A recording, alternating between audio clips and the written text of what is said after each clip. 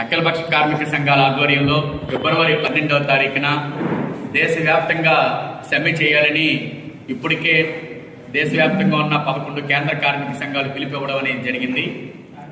మన జనవరి 9వ తారీఖున ఢిల్లీలో ఒక సమావేశం జరిపి ఒక సదస్సు జరిపి ఆ సదస్సులో నరేంద్ర మోడీ గారు అనుసరిస్తున్నటువంటి కార్మిక రైతాంగ ప్రజా వ్యతిరేక విధానాలకు నిరసనగా ఫిబ్రవరి 12 దేశవ్యాప్తంగా కార్మికులతో పాటు రైతాంగాన్ని వ్యవసాయ కార్మికులు అందరినీ కలుపుకొని పెద్ద ఎత్తున సమ్మె చేయాలని పిలిపివ్వడం జరిగింది.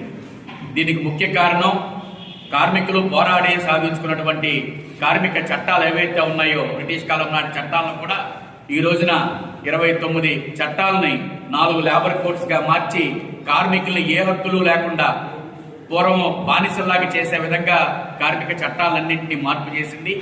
యజమాని తాలూకా దయాదాక్షిణ్యాల మీద కార్మికులు ఆధారపడేటట్టు చేస్తుంది.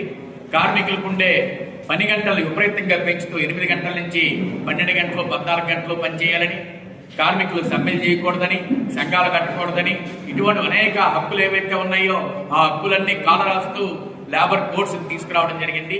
కాబట్టి కార్మికులను బానిసలుగా చేసేటటువంటి ఈ లేబర్ కోడ్స్ తక్షణమే రద్దు చేయాలి అన్న ప్రధానమైన డిమాండ్ తోటి ఈ సమ్మె జరుగుతుంది.